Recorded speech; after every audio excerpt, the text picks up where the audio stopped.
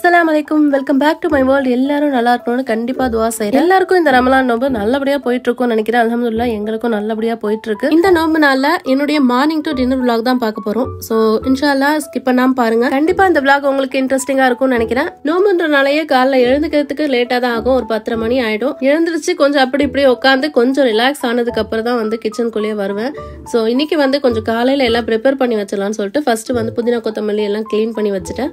அதுக்கப்புறம் இன்னைக்கு நைட்டு டின்னருக்கு வந்து பிரியாணி தான் செய்ய சொல்லியிருந்தாங்க. ஸோ அதுக்கு வந்து மேரினேட் பண்ணி வச்சிடலாம்னு சொல்லிட்டு பிரியாணிக்கு சேர்க்க வேண்டிய மசாலாலாம் எல்லாமே ஒரு முக்கால்வாசி அளவுக்கு வந்து சிக்கன்ல சேர்த்துட்டு நல்லா வந்து மிக்ஸ் பண்ணிட்டு அப்படியே வந்து டீப் ஃப்ரிட்ஜில் வச்சிட்டிங்கன்னா நல்லா மேரினேட் ஆகிடும். மேரினேட் பண்ணி நம்ம சமைச்சோம்னா அது சிக்கனோட டேஸ்ட்டும் ஃப்ளேவருமே நல்லா இருக்கு. கண்டிப்பாக ட்ரை பண்ணி பாருங்க. அடுத்ததா ஒரு அன்பாக்சிங் வீடியோ தான் பார்க்க போறோம். இதுவுமே வந்து என்னுடைய ஃபேவரட். நான் ரொம்ப வருஷமாவே சொல்லுவேன் வாங்கலாம்னு யோசிப்பேன். அதுக்கப்புறம் எதுக்கு இப்ப நம்மளுக்கு வேண்டாம் அப்படின்னு சொல்லிட்டு விஷ் லிஸ்ட்லயே வச்சிருவேன். ஸோ இந்த வருஷம் வந்து ரமலானுக்கு முன்னாடி நான் கேட்டிருந்தேன் எனக்கு வாங்கித்தாங்கன்னு சொல்லிட்டு. அவங்களுமே சரி ஓகேன்ட்டாங்க. வேணும்னு கேட்டோம்னா வாங்கி கொடுத்துருவாங்க. பட் வந்து நான் தான் முக்கால்வாசி யோசிப்பேன் தேவையா அப்படி இப்படின்ட்டு. கொஞ்சம் பெரிய அமௌண்ட்டா இருந்த அன்னைக்கு அதை அவங்க கிட்ட தான் விட்டுறது. சின்ன அமௌண்ட்லாம் வந்து அவங்கள்ட்ட கேட்க கூட மாட்டேன். நானா வந்து ஆர்டர் போட்டு விட்டுருவேன். இது அகாராவோட சிலிகான் ஸ்பேச்சுலா செட் ஒரு 6 பீஸ் வந்து இருந்தது. இது ஒரு ஆஃபர்ல 200க்கு கிடைச்சிச்சு. ஸோ ஆஃபர்ன்றனால தான் நான் வந்து முக்கவாசி இறங்கிட்டேன் வாங்கி ஆகணும்ட்டு. அடுத்ததான் அதே அகாராவோட 3 லிட்டர் கேசரோல் செட் தான் வாங்கியிருந்தேன். செம்ம சூப்பரா ரொம்ப வர்த்துன்னு சொல்லுவாங்க. கண்டிப்பா வந்து ஒரு கிச்சன் அன்னைக்கு இந்த பாட் கண்டிப்பா ஒன்னு இருந்தா போதும் அப்படின்ற மாதிரி இருக்கு. கிரானைட் பினிஷிங் செம்ம சூப்பரா இருக்கு. லிட் வந்து ரொம்பவே வந்து கிளியாரிட்டியோட செம்மையா இருந்துச்சு. ரொம்ப வந்து குவாலிட்டியா இருந்தது. அகாரோட சும்மா நான் ஏதோ பேருன்னு நினைச்சேன். பட் வந்து பேருக்கு ஏத்தாப்புல செம்ம வர்த்துன்னு சொல்லலாம். அப்புறம் முக்கியமான விஷயம் ப்ரொமோஷன் வீடியோ எல்லாம் கிடையாதுங்க. நான் ஓன் யூஸுக்காக எனக்காக நான் வந்து பார்த்து வாங்கினது. இண்டக்ஷன் பேஸ்ன்றனால கேஸ்லயும் யூஸ் பண்ணிக்கலாம், இண்டக்ஷன் ஸ்டவ்லயும் யூஸ் பண்ணிக்கலாம். இந்த கேசரோலோட லிங்க் கீழே டிஸ்கிரிப்ஷன்ல கொடுக்குறேன். வேணும்ன்றவங்க செக் பண்ணி பாருங்க.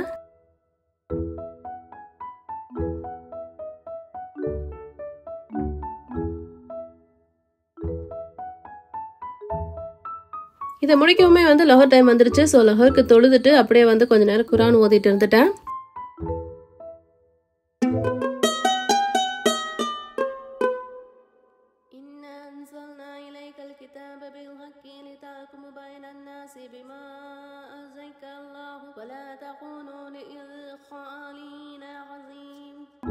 மோதி முடிச்சு கொஞ்ச நேரம் ரெஸ்ட் எடுத்துட்டு அதுக்கப்புறம் ஒரு 3:30 மணிக்கு மேலதான் வந்து இஃப்தாருடைய வேலையை பார்க்கவே வருவேன். இன்னைக்கு இஃப்தாருக்கு சிக்கன் ரோல் தான் பண்ண போறேன். இதுக்கு ஒரு 400 கிராம் அளவுக்கு மாவு எடுத்திருக்கேன். அதுக்கு தேவையான உப்பு சேர்த்துட்டு ஒரு 2 டேபிள் ஸ்பூன் அளவுக்கு சக்கரை, ஒரு 10 ml அளவுக்கு எண்ணெய் சேர்த்துட்டு நல்லா வந்து டைட்டா பிணைஞ்சு எடுத்துக்கோங்க. தண்ணியை கொஞ்சம் கொஞ்சமா சேர்த்து முடிஞ்ச அளவுக்கு டைட்டா பிணைஞ்சு வச்சுக்கோங்க. அப்பதான் வந்து ரோல் தேய்க்க நம்மளுக்கு ஈஸியா இருக்கும்.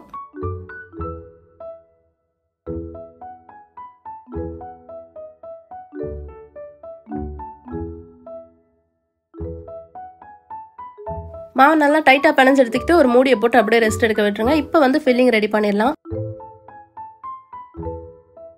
இதுக்கு ஒரு பேன்ல எண்ணெயும் சேர்த்துட்டு ஒரு 3 வெங்காயம் ஃபைனா சாப் பண்ணி சேர்த்துருக்கேன். அது கூடவே வந்து ஒரு 300 கிராம் அளவுக்கு சிக்கன் நல்லா மின்ஸ் பண்ணி எடுத்துக்க போறேன்.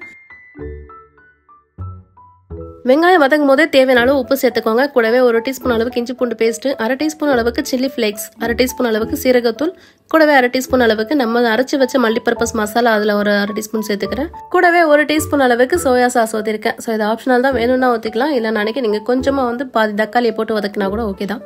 ஸோ இது எல்லாத்தையும் சேர்த்துட்டு நல்லா வதக்கி எடுத்துக்கோங்க.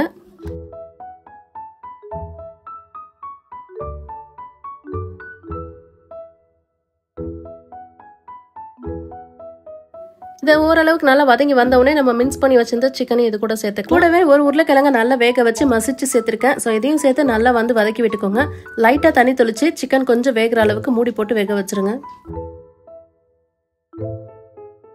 ஸோ ஸ்டஃபிங்க்கு கொஞ்சம் ரெடி ஆகிட்டு இருக்கிறதுக்குள்ள இன்னொரு டிஷ் செய்ய போகிறேன். அதுக்கான ப்ராசஸ் பார்த்துக்கலாம். ப்ராசஸரில் ஒரு 300 கிராம் அளவுக்கு சிக்கன் பிரெஸ்ட் பீஸ் போட்டிருக்கேன். அது கூடவே வந்து ஒரு உருளைக்கிழங்கு வேக வச்சது, கூடவே ஒரு வெங்காயம், தேவையான அளவு உப்பு, ஒரு 1/2 டீஸ்பூன் அளவுக்கு தனியாத்தூள், 1/2 டீஸ்பூன் அளவுக்கு சீரகத்தூள், ஒரு 1/2 டீஸ்பூன் அளவுக்கு மிளகாத்தூள், இதையும் சேர்த்துட்டு வந்து கொஞ்சம் குறைன்னு அரைச்சி எடுத்துக்கோங்க. இது நல்லா அரைச்சி வந்ததுக்கப்புறம் கொஞ்சம் தண்ணியாக இருக்கிற மாதிரி இருக்கும். அதனால ஒரு 2 பிரெட் ஸ்லைஸை சேர்த்து அதையும் வந்து நல்லா அரைச்சி எடுத்துட்டிங்கன்னா நல்லா திக்காக ஒரு டவ் மாதிரி ரெடி ஆகிடும். ஸோ அதை ஒரு ஓரமாக வச்சிடலாம். லாஸ்ட் டைம் செஞ்ச தேங்காய் பால் கடல் பாசி ரொம்ப ஃபேவரட் ஆயிடுச்சு. அதனால இன்னைக்கு அதை தான் செஞ்சு கேட்டாங்க. ஸோ அதை தான் ரெடி பண்ணி ஃப்ரீசர்ல வச்சிட போறேன். இந்த தேங்காய் பால் கடல் பாசியோட லிங்க் மேலே டேக் பண்ணியிருக்கேன், செக் பண்ணி பாருங்க. இப்போ அந்த சிக்கன் மிக்ஸுக்கு தேவையானதெல்லாம் ரெடி பண்ணி வச்சிருக்கேன். பிரெட் கிரம்ஸ் பிளஸ் வந்து மைதா மிக்ஸும் எடுத்து வச்சிருக்கேன். இந்த சிக்கன் மிக்ஸ்ல வந்து கொஞ்சம் அமௌண்ட் எடுத்துட்டு அதை அப்படியே வந்து ரோல் பண்ணிக்கோங்க. ஒரு சின்ன ரோல் மாதிரி கையில நல்லா உருட்டிட்டு இப்படி எடுத்துட்டீங்கன்னா நல்லா ரோல் மாதிரி ஆயிடும். இதை வந்து மைதா மாவுல மிக்ஸ் பண்ணிட்டு அப்படியே பிரெட் கிரம்ஸ்லயும் கோட்டிங் கொடுத்துட்டு அப்படியே எடுத்து வச்சிருங்க. ஸோ இந்த சிக்கன் கீமா ரோல் வந்து ரொம்ப டேஸ்டா இருந்தது. கண்டிப்பா ட்ரை பண்ணி பாருங்க. இஃப்தாருக்கு ரொம்ப ஸ்பெஷலா இருக்கும்.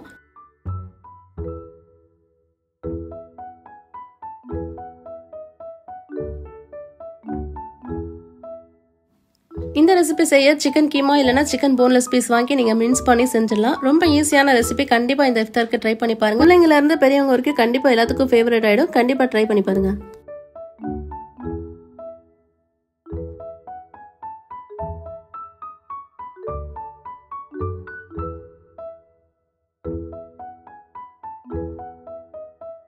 இன்னைக்கு செஞ்ச நான் 2 ஐட்டமே வந்து கொஞ்சம் எக்ஸ்ட்ரா அமௌண்ட்ல தான் செஞ்சிருக்கேன். இன்னைக்கும் செஞ்சுட்டு நாளைக்கு இஃப்தாருக்கும் இதே செஞ்சிடலாம் அப்படின்னு சொல்லிட்டு ஒவ்வொரு நாளும் நம்ம வந்து மெனக்கெட்டு இதுலயே டைம் ஸ்பெண்ட் பண்ண முடியாது இல்லையா? அதனால வந்து கொஞ்சம் இப்படி செஞ்சு வச்சிட்டோம்னா ஒரு நாளைக்கு அப்படி கொஞ்சம் ஃப்ரீயா இருந்த மாதிரி இருக்கும். சிக்கன் ஸ்டஃபிங்கும் நல்லா வெந்து வந்துருச்சு. ஸோ நல்லா கொஞ்சம் கூட தண்ணி இல்லாம எடுத்து வச்சுக்கோங்க. மாவுமே நல்லா வந்து செட் ஆயிடுச்சு. மாவு வந்து ஒரு ஒர்க்கிங் ஏரியாவில் போட்டுட்டு நான் ஒரே மாவை அப்படியே ஃபுல்லாக வந்து ஒரே லேயராக தேய்ச்சி எடுத்துட்டு இந்த ஸ்டஃபிங் இருக்கு இல்லையா, இதை வந்து ஃபுல்லாக அந்த மாவு ஃபுல்லாக அப்படியே பரத்தி எடுத்துட வேண்டியதான். நல்லா பரத்தி விட்டுட்டு மேலே கொஞ்சம் சீஸ் தூவிக்கணும். சீஸ் பார்த்தா சீஸு காணும். சீஸ் காலியாக இருக்குது. எங்கள் வீட்டில் 2 கால் எலி 2 இருக்குது. ரெண்டுமே சேர்ந்து சீஸை மொத்தத்தையும் காலி பண்ணி வச்சிருக்காளுங்க. ஸோ அதனால் வந்து சீஸ் ஸ்லைஸ் இருந்துச்சு. அதை வந்து சின்ன சின்ன பீஸாக கட் பண்ணி அதில் சேர்த்துருக்கேன். ஸோ அதையும் சேர்த்துட்டு நல்லா வந்து இது ஃபுல்லாக அப்படியே ஒரே ரோலாக வந்து உருட்டி எடுத்துக்கோங்க.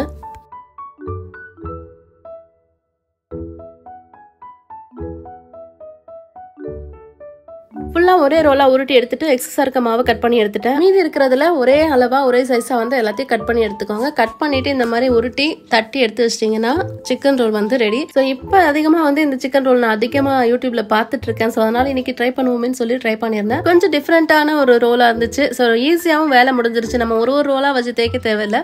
ஒரே ரோலாக வச்சு தேய்ச்சிட்டு கட் பண்ணி எடுத்து இந்த மாதிரி தட்டி எடுத்து வச்சிட வேண்டியதான்.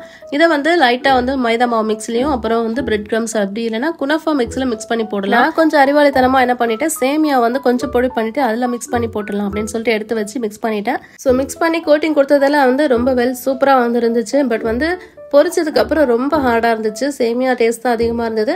ஸோ கண்டிப்பாக வந்து நீங்கள் வந்து செய்கிறதா இருந்தால் இந்த சேமியாவை மட்டும் தவிர்த்துக்கோங்க. இதுக்கு பதிலாக வந்து குனஃபாவில் மிக்ஸ் பண்ணி போடலாம். குனஃபா வாங்கி அதை வந்து நல்லா பொடிச்சிட்டு அதில் வந்து மிக்ஸ் பண்ணி இந்த மாதிரி போட்டிங்கன்னா கொஞ்சம் நல்லா முறுமுறு நல்லா இருக்கும். அப்படி இல்லைன்னா ஆஸ் யூஷுவல் வந்து பிரெட் கிரம்ஸே ஓகே தான். அதுவே வந்து நல்லா டிப் பண்ணிட்டு 1 week to 15 days வந்து நீங்கள் ஸ்டோர் பண்ணி வச்சு நீங்கள் பொரிச்சு சாப்பிடலாம். இந்த ரமலானுக்கு கண்டிப்பாக இந்த ரெசிபியும் ட்ரை பண்ணி பாருங்க.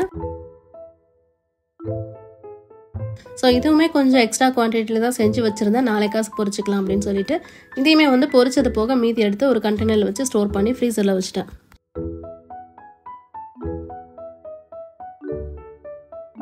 இந்த சிக்கன் ரோலை நல்லா எண்ணெய் ஊற்றி நல்லா மிதமான சூட்டில் வச்சு பொரிச்சிடுங்க. அப்போ தான் வந்து உள் சைடும் நல்லா வேகும். ஸோ 2 சைடும் நல்லா ரோஸ்ட் அளவுக்கு நல்லா வந்து மிதமான சூட்டில் வச்சு பொரிச்சு எடுத்துக்கோங்க. இன்னைக்கு இஃப்தாருக்கு ஜூஸ்க்கு கேரட் ஜூஸ் தான் பண்ண போகிறேன். ஸோ கேரட்டையும் கூட கொஞ்சம் தேங்காயும் சேர்த்து பண்ணோம்னா டேஸ்ட் நல்லாயிருக்கும். சிக்கன் ரோலையும் நல்லா ஃப்ரை பண்ணி எடுத்துட்டு சிக்கன் கீமா ரோலையும் நான் வந்து நல்லா ஃப்ரை பண்ணி எடுத்துட்டேன். இதையுமே வந்து கொஞ்சம் சிம்ல வச்சு நல்லா பொரிச்சு எடுத்துடணும்.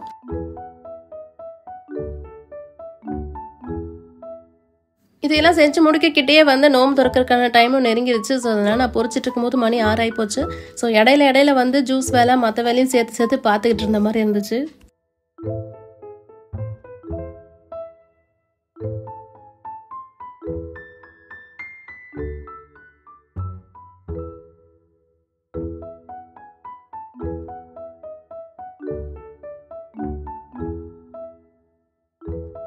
கேரட் ஜூஸ் நல்லா ஃபில்டர் பண்ணி எடுத்துட்டு தேவையான ஐஸ் போட்டுட்டு மேலே கொஞ்சம் ஐஸ்கிரீம் வச்சிருக்கேன். ஸோ கொஞ்சம் டேஸ்ட் டிஃப்ரெண்ட்டாக இருக்கும், பிள்ளைங்க குடிக்கிறதுக்கும் இன்ட்ரெஸ்ட்டாக இருக்கும்னு சொல்லிட்டு.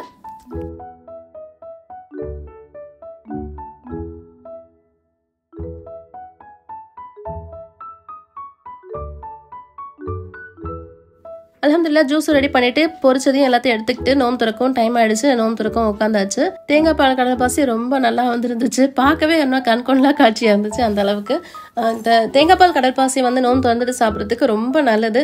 ஸோ மற்ற ஃப்ளேவரில் சாப்பிட்றத விட தேங்காய் பால் கடல் பாசி அதிகமாக சேர்த்துக்கோங்க. தேங்காய் பாலும் நல்லது, கடல் பாசியும் நல்லது வயிற்றுக்கு. இந்த மாதிரி கடல் பாசிலாம் செஞ்சோம்னா கட் பண்ணுறது பாஸ் மட்டும் தான். ஏன்னா அவங்களுக்கு இந்த கட் பண்ணுறதுலாம் ரொம்ப பிடிக்கும். அல்ஹம்துலில்லாஹ் இந்த இஃப்தாருக்கு செஞ்ச கடல் பாசி சூப்பராக வந்துருந்துச்சு. கீமா ரோல் ப்ளஸ் ரோலும் வந்து ரொம்ப சூப்பராக எக்ஸ்ட்ராடனரியாக இருந்துச்சு டேஸ்ட். கண்டிப்பா இந்த ரமலானுக்கு கண்டிப்பா நீங்களும் வீட்டுல ட்ரை பண்ணி பாருங்க.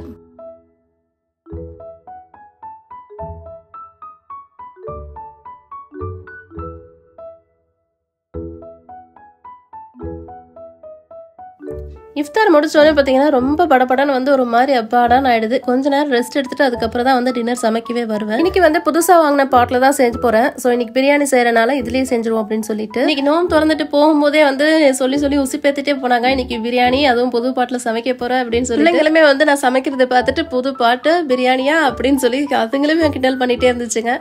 அதாவது நம்ம ஒரு பொருள் வாங்கி சமைக்கும் போது அந்த கிச்சனே கொஞ்சம் அழகான மாதிரி ஆயிடும். ஸோ அல்ஹம்துலில்லாஹ் அந்த பாட்டில் வந்து சமைக்கும் போது ரொம்ப இன்ட்ரெஸ்டிங்கா இருக்கு. கண்டிப்பா வந்து நீங்களும் வந்து வாங்கி சமைச்சு பாருங்க. டக்குன்னு வேலை முடிஞ்ச மாதிரி இருக்கு. நல்லா வதங்கிறது, சீக்கிரமா வதங்கிறது. எனக்கு பொதுவாகவே இந்த நான்ஸ்டிக்லாம் அவ்வளவா விருப்பம் இல்லை. மண் சட்டி இல்லை நாளைக்கு இந்த கண்ணாடி பாத்திரம் அதில் தான் வந்து அதிகமாக சமைக்கணும்னு ஆசைப்படுவேன். பட் வந்து எனக்கு கிரானைட்டுன்றனால இதை ரொம்ப விரும்பி ஆசைப்பட்டு வாங்கினேன். பட் வாங்கினதுக்கு வர்த்துன்னு சொல்வேன். இந்த மாதிரி குக்வேர்லாம் யூஸ் பண்ணும்போது கண்டிப்பா வந்து சிலிக்கான் இல்லைன்னா மரக்கரண்டி இருக்கும்ல, அதை யூஸ் பண்ண அன்னைக்கு கண்டிப்பா லைஃப் நல்லா இருக்கும். அப்படி இல்லை நம்ம வந்து கரண்டி ஸ்டீல் கரண்டி எல்லாம் போட்டோம்னு அன்னைக்கு சீக்கிரமா ரொம்ப போயிடும். பட் கிரானைட்டுன்றனால இது எப்படின்னு எனக்கு தெரியல. யூஸ் பண்ணிட்டு பாப்போம் இன்ஷா அல்லாஹ் எப்படி இருக்குன்றத.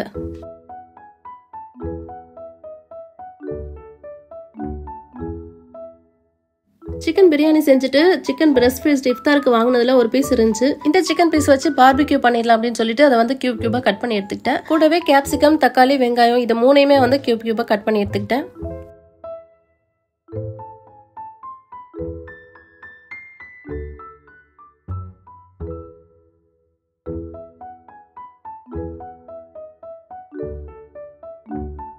கட் பண்ணி வச்சது எல்லாத்தையுமே ஒரு பவுலில் சேர்த்துட்டு ஒரு பாதி லெமன் புழிஞ்சு ஊற்றிக்கணும். கூடவே ஒரு பாதி கப் அளவுக்கு தயிர், கூடவே தேவையான உப்பு, சில்லி ஃப்ளேக்ஸ், சீரகத்தூள், அதுக்கப்புறமா கரம் மசாலா தூள், கூடவே வந்து மிளகுத்தூள், ஒரு 1/2 டீஸ்பூன் அளவுக்கு தனியாத்தூள், இது எல்லாமே 1/2 டீஸ்பூன் சேர்த்துக்கிட்டு ஒரு 1.5 டீஸ்பூன் அளவுக்கு சோயா சாஸும் சேர்த்துட்டு நல்லா மிக்ஸ் பண்ணி ஒரு 1/2 hour அப்படியே மேரினேட் பண்ணி வச்சுருங்க. பிரியாணிக்கு ஒரு 1/2 லெமன் புழிஞ்சு ஊற்றிட்டு அதையும் நல்லா வதக்கி எடுத்துக்கிறேன். சிக்கனும் மசாலாவும் நல்லா சூப்பராக வதக்கி வெந்து வந்துருச்சு. ஸோ இப்போ வந்து சிக்கன் எல்லாத்தையும் மசாலா எல்லாத்தையும் பாதியாக எடுத்துட்டு ஒரு லேயர் மசாலா ஒரு லேயர் ரைஸ்ன்னு போட போகிறேன். ஸோ அதனால் வந்து சிக்கன் முக்கால்வாசி எடுத்துட்டேன். கீழே வந்து மசாலா இருக்கும், அதுக்கு மேலே ரைஸ் சேர்த்துட்டு அதுக்கு மேலே சிக்கன் சேர்த்துட்டு மறுபடியும் அதுக்கு மேலே ரைஸ் சேர்த்துட்டு மேலே ரைஸில் மட்டும் கொஞ்சமாக லைட்டாக கலர் சேர்த்துருக்கேன். ஸோ ரொம்ப கலர் வேண்டாம் அப்படின்னு சொல்லிட்டு லைட்டாக தான் கலர் சேர்த்துருக்கேன்.